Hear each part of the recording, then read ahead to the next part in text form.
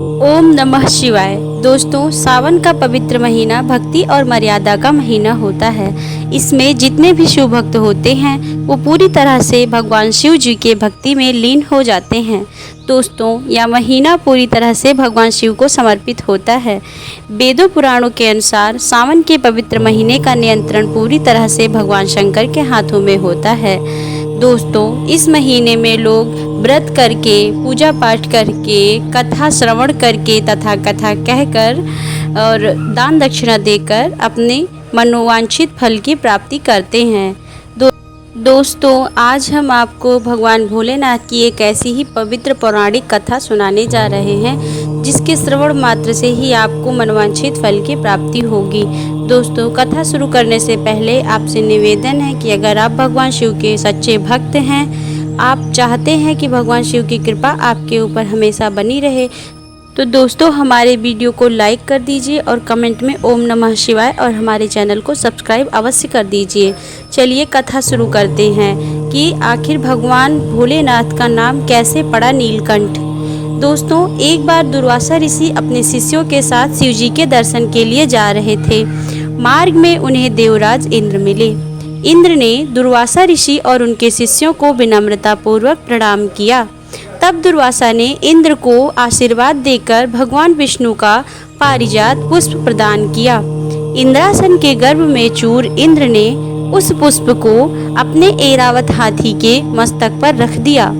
उस पुष्प का स्पर्श होते ही ऐरावत सहसा भगवान विष्णु के समान तेजस्वी हो गया। उसने इंद्र का परित्याग कर दिया और दिव्य पुष्प को कुचलते हुए वन की ओर चला गया। इंद्र द्वारा भगवान विष्णु के दिव्य पुष्प का तिरस्कार होते देखकर दुर्वासा ऋषि के क्रोध की सीमा न रही। उन्होंने देवराज इंद्र को वैभव लक्ष्मी से हीन हो जाने का शाप दे दिया। दुर्वासा मुनि के शाप के फलस्वरूप लक्ष्मी उसी क्षण स्वर्गलोक को छोड़कर अदृश्य हो गईं। लक्ष्मी के चले जाने से इंद्र आदि देवता निर्बल और धनहीन हो गए।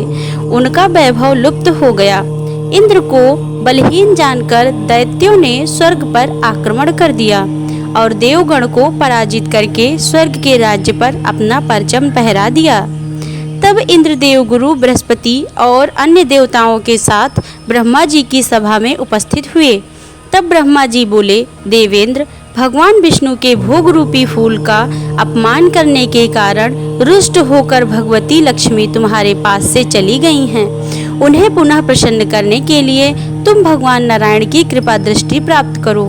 उनके आशीर्वाद से तुम्हें खोया वैभव पुनः मिल जाएगा। इस प्रकार ब्रह्मा जी ने इंद्र को आश्वस्त किया और उन्हें लेकर भगवान विष्णु की शरण में जा पहुँचे। वहाँ भगवान विष्णु भगवती लक्ष्मी के साथ विराजमान थे। देवगण भगवान विष्णु की स्तुति करते हुए बोले, भगवान, आपके चरणों में हमारा बारंबार प्रणाम। भगवान, हम जिस उद्देश्य से आपकी शरण में आए हैं, कृपा करके आप उसे पूरा कीजिए। दुर्वासा ऋषि के शाप के कारण माता लक्ष्मी हमसे रुष्ट हो गई हैं और दैत्यों ने हमें पराजित कर स्वर्ग पर अधिकार कर लिया है। अब हम आपकी शरण में हैं, हमारी रक्षा कीजिए।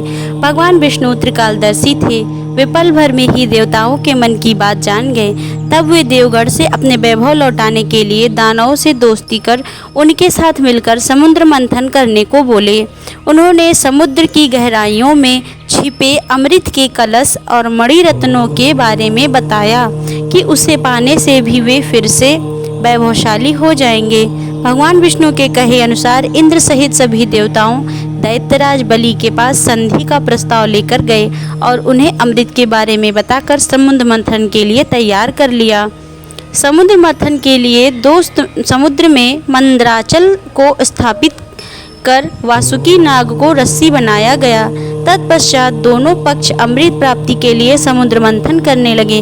अमृत पाने की इच्छा से सभी बड़े जोश और वेग से मंथन कर रहे थे। सहसा तभी समुद्र में से कालकूट नामक भयंकर विष निकला। उस विष की अग्नि से दसों दिशाएं जलने लगीं। समस्त प्राणियों में हाहाकार मच गया। देवताओं और दैत्यों सहित ऋषि मुनि, मनुष्य, गंधर्व और यक्ष आदि उस विष की गर्मी से जलने लगे। देवताओं की प्रार्थना पर भगवान शिव विषपान के लिए तैयार हो गए। उन्होंने भयंकर विष को हथेलियों में भरा और भगवान विष्णु का स्मरण कर उसे पी गए।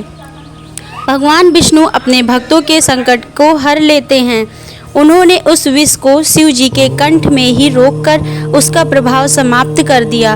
विष के कारण भगवान शिव का कंठ नीला पड़ गया और वे संसार में नीलकंठ के नाम से प्रसिद्ध हुए।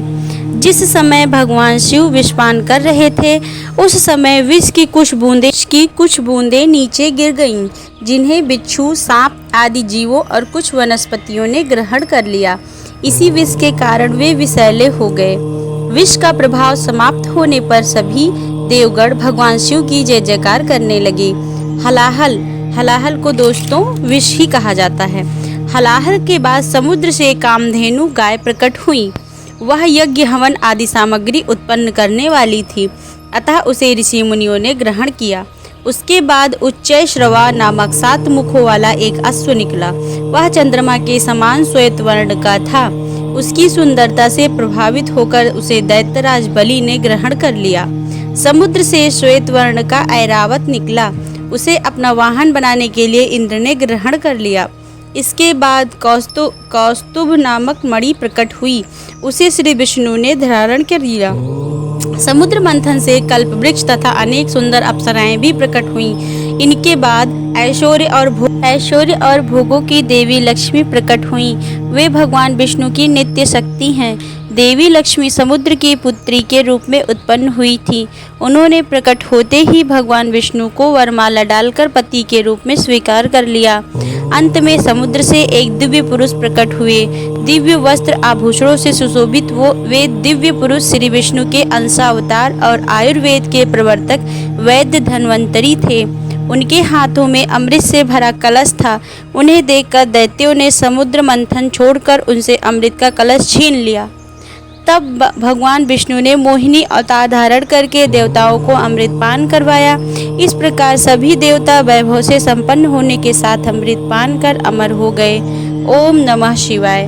दोस्तों, आपको कहानी कैसी लगी हमें कमेंट करके ज़रूर बताइएगा और कमेंट में ओम नमः शिवाय अवश्य लिखें और हमारे वीडियो को शेयर और चैनल को सब्सक्राइब करें।